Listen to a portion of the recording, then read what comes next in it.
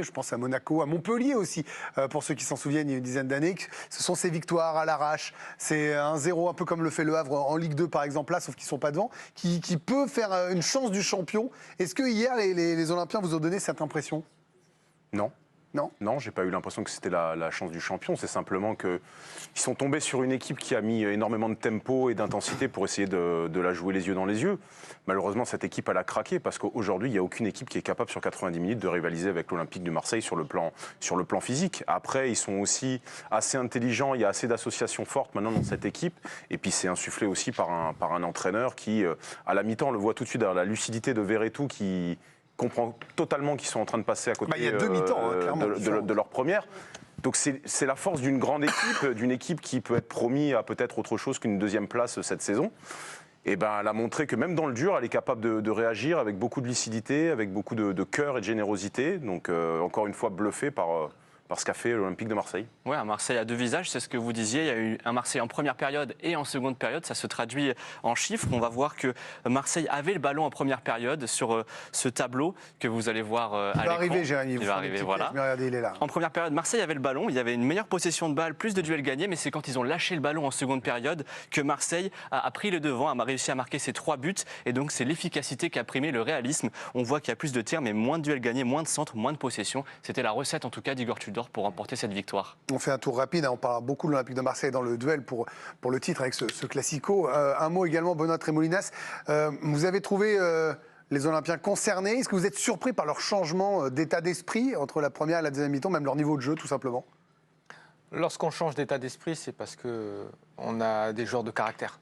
Souvent, lorsqu'on prend le bouillon dès le début du match ou une première mi-temps compliquée, s'il n'y a pas de caractère, on plonge, on perd, on rentre à la maison. Alors ils ont beaucoup de caractère, parce que ça leur arrive souvent, sûr. Ils l'ont démontré tout au long de la saison. On l'a vu, on les a vus mettre beaucoup d'intensité dans le match, comme l'a si bien dit Ludo. Toulouse a craqué, tout simplement, parce que l'Olympique de Marseille, dans ce domaine, est très fort. Et surtout, c'est là où on voit que c'est une grande équipe qui peut faire beaucoup de choses cette année. C'est qu'ils sont capables aussi de faire le dos rond. Voilà, c'est ça, avoir de l'expérience dans une équipe-là, comme l'Olympique de Marseille, c'est que quand on est un peu dans le dur, on se met un peu plus bas, on fait le dos rond, on attend que et on jaillit. Ça passe. Et ensuite, physiquement, comme ils savaient qu'ils allaient être au-dessus, ils gagnent le match.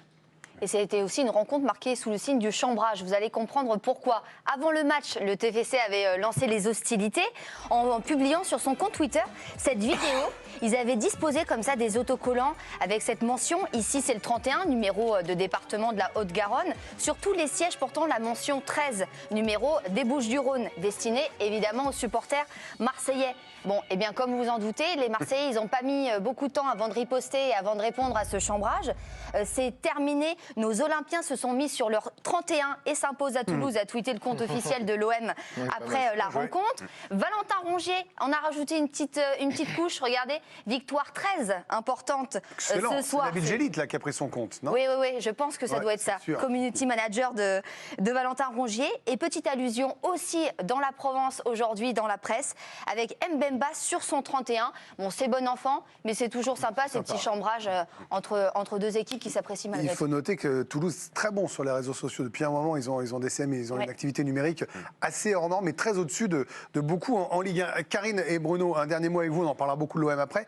Je sais que vous étiez pas circonspect, vous aviez encore des doutes sur l'OM ces derniers temps. Est-ce que là, vous les trouvez plus forts que prévu ou que vous n'imaginiez, Karine ? Ah non, j'ai pas de doute sur l'OM, j'ai des doutes sur le titre. Et je change pas d'avis. On est d'accord. Non, moi je suis. Ça, vous le gardez pour tout à l'heure, hein, l'argument. Je suis bluffé par l'Olympique de Marseille depuis le début de la saison, surtout par Tudor, bien évidemment, parce que c'était un challenge très relevé que Pablo Longoria lui a proposé et il le réalise avec brio. Et encore une fois, c'est à mettre au crédit de Longoria, qui trouve des bons joueurs, qui trouve des bons entraîneurs.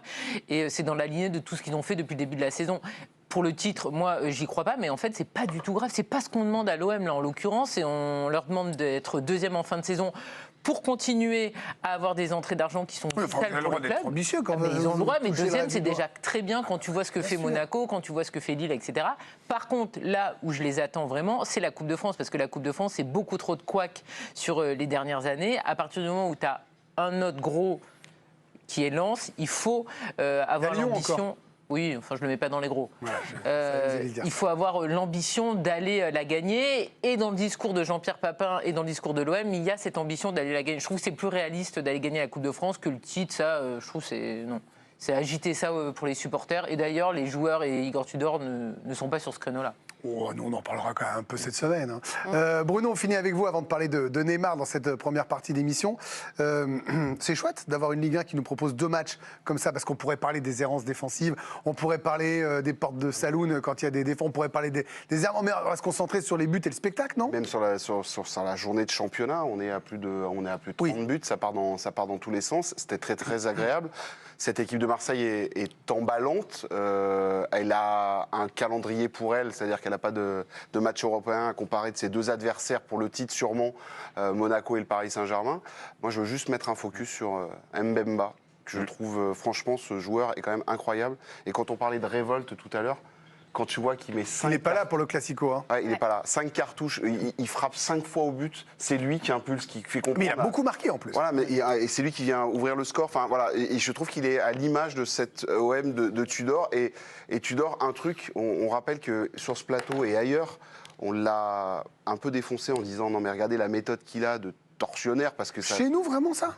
Il Non, était dur. non, franchement, il y Non, avait... mais en tout début de saison. En tout pas début de sûr. saison, Oui, en son- début de son saison. mode- Aubagnac, son mode de il fait fonctionnement. ça sur tous les coachs. Non, mais son mode de fonctionnement était quand même. Mais sauf que son équipe est désormais à son image. Il a réussi à faire passer cette équipe à son image, qui ne lâche rien et jamais. Voilà pour l'Olympique de Marseille. On en parlera tout à l'heure avec ce J-6 avant le Classico. On va s'intéresser maintenant à l'autre grosse info